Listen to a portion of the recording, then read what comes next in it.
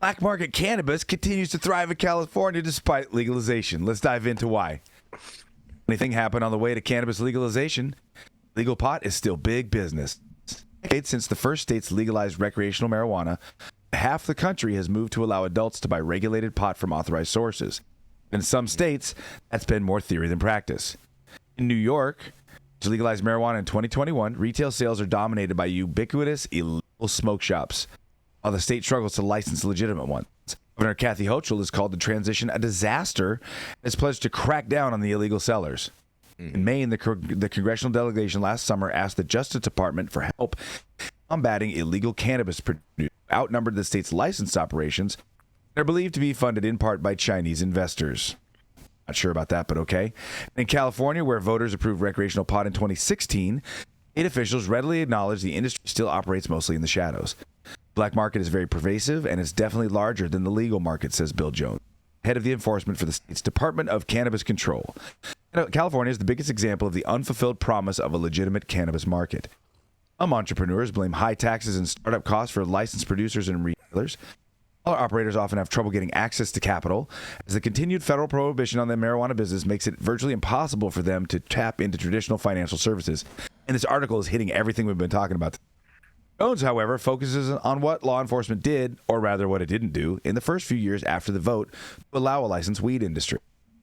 Most jurisdictions, police or sheriff's departments, and DA's offices were very reluctant to do any kind of enforcement on cannabis. He created an air of impunity, and the unlicensed activity really skyrocketed. Washington State, by contrast, maintained law enforcement pressure on illegal marijuana after voters legalized pot in 2012, which they feel gave the industry up there time to establish itself. In California, the DCC is now trying to close the gap. It gathers anonymous tips about unlicensed stores which operate semi-openly out of storefronts that aren't hard to identify. Some of the unlicensed retailers have shifted towards delivery services. The penalty for getting caught selling unlicensed is relatively light, usually $500 a fine, unless the person has broken the laws. These places don't pay taxes, and it doesn't help provide services for the people who live around here, Nari said. And the individuals who run these places, they're often not the best. Gangs and organized crime. Sometimes true, sometimes not. This doesn't come as much of a surprise to an economist, though. The black market becomes more competitive, says Tiffany Peralt, a postdoctoral researcher at the university who studies cannabis markets. He says it's understandable why illegal marijuana expanded in California after legalization. Remove risk so you have more consumers, and at the same time, your other markets are going to react strategically by adjusting prices and levels of quality.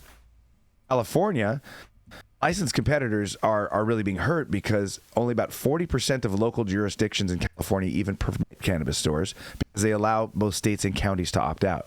This leaves the other 60% of the state of California to the retailers who don't wait for official approval, and most California cannabis buyers aren't really aware and or they are indifferent to the fact of if a store is legal or not. As well, the other problem as well is that depending on the jurisdiction, taxes on licensed pot can reach 38%. Meanwhile, raids are still happening in rural Riverside County. On Tuesday morning, the Sheriff's Department's marijuana enforcement team leads a 10-vehicle convoy through the outskirts of the town of Paris, following up on a tip about a house hidden at the end of a private drive. The operation commander, Sergeant Jeremy Parsons, comes out to the main road to report that it is indeed an illegal grow. There's not a lot of criminal consequences, so the strategy is to try to charge growers with other crimes. That's why we have the California Fish and Wildlife. We're looking at charging people with water contamination, pesticides that are illegal, and fertilizers that are illegal. And that's where we're getting people, said Riverside Sheriff Chad Bianco. For Bianco, the bigger issue is legalization itself. He's against it because he believes it encourages the illegal pot farms in the hills of Riverside County. Made it worse. 100% it made it worse. Big problem as he sees it is exports. California has become a major exporter to the states where marijuana is still illegal and fetches a higher price. At the warning from the Justice Department back when the legalization got started, states should legalize pot. At the warning that states who legalize pot should keep it inside their borders. Bianco says the marijuana gold rush has attracted Mexican drug cartels and Asian human smuggling rings. I mean, we've had multiple homicides. That is true. We've had multiple kidnappings. We have multiple reports of human trafficking and rapes, and the punishments go with not doing your job. It's all related to this. Back at the D.C., Bill Jones says he thinks legalization was, as he puts it, imperative. He also believes it should be possible to eventually curb the black market. I think it's doable, but it's going to take a lot of resources and consistent enforcement over the years to get our arms around them. What I'd like to really start out with, lead with, is talk about this 10-car convoy going through the town of Paris in the high desert in Southern California, where methamphetamine is off the charts, and you can see signs of methamphetamine use everywhere you are. And we all know, as well as tons of information backed up by government statistics and peer-reviewed studies, that methamphetamine use leads to horrible health outcome, horrible community outcome. The difference is, speakers A, don't have a lot of stuff to seize and steal when you bust them. B, they're really violent and tend to be much more well-armed and willing to have a shootout with the police. And so we see the cops continuing to target mostly, not all, but mostly non-violent, low-level cannabis offenders instead of going out after these real problems cities, just because the sheriff's department get what they seize. It goes directly into their coffers for training and equipment. And it's just so much easier to bust a stoner. That being said, I think we really need descheduling and a fuller amount of legalization so that we get away from these large organized cartels that are doing bad things, and also lowering the general quality and price tag for cannabis. Really interested to hear what my fellow correspondents have to say. This is St. Germain for the High at 9 News on an Eclipse Monday. Man, your story was about California, right? Not New York, Matthew? It was about California, but then it mentioned New York as well. Right. Yeah. Okay. Just wanted to make sure, because I feel like the trap is just thriving in both places. So sometimes it's kind of hard to tell the difference. Always has, always will.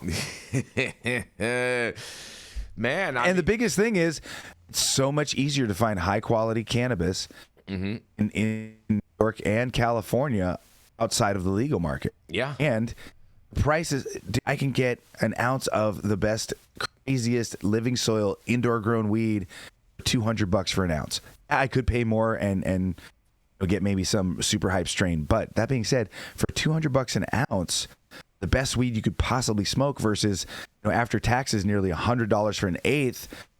And the difference is, if I go to somebody local, or someone who isn't me goes to somebody local, you can actually look at the weed, you can smell the weed. Your friend will smoke some with you. You can see what you're going to buy.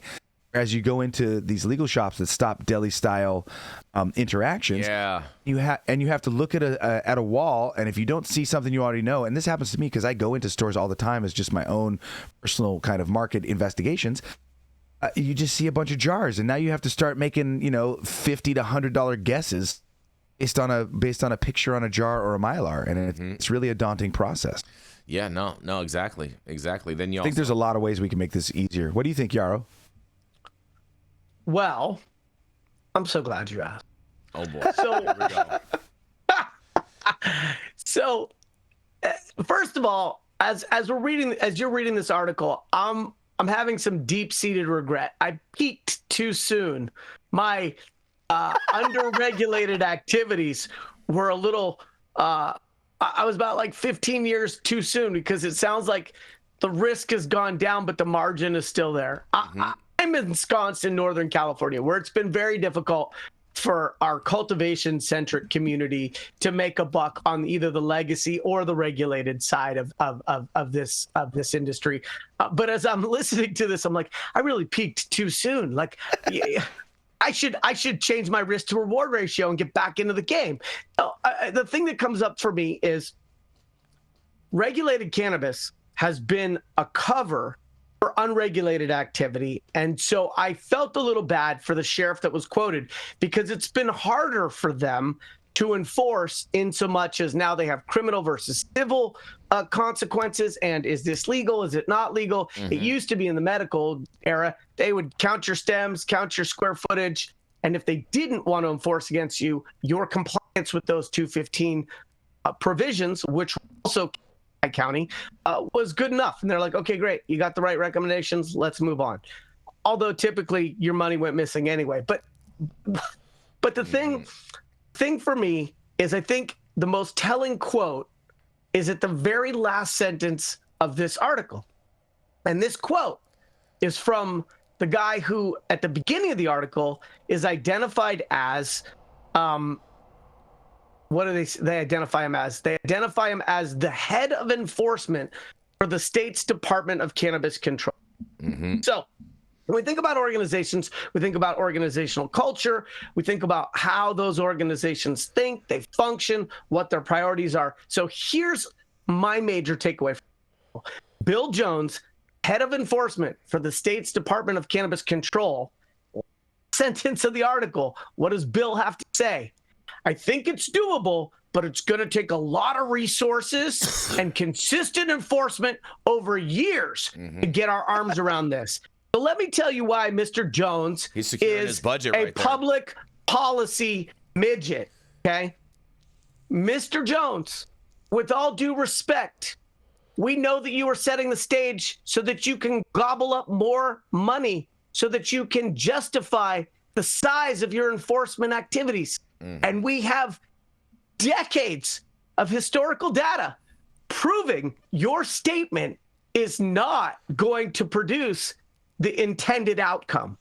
And so what I see is a money grab.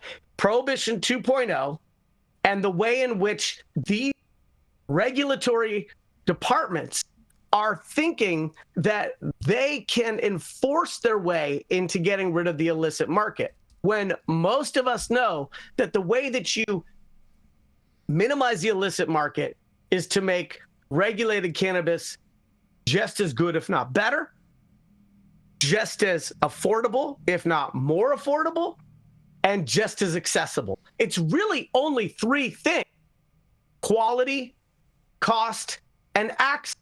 And if the regulated market does those three things right, who would want to go to the unregulated market? Because it wouldn't matter.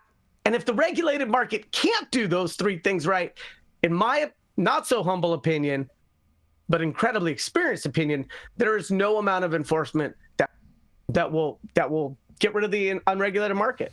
Yeah, the only way for them to do this is to lower the taxes and just treat this as an agricultural commodity and create a level playing field between the trap market and the legal market. And that's the only way that any of these licensed retailers are ever going to win, is by eliminating these taxes. But this guy, Bill, my buddy Bill, wants to keep the taxes high to fund the enforcement so that they can take lots of resources and a long time to wrap their arms around the problem.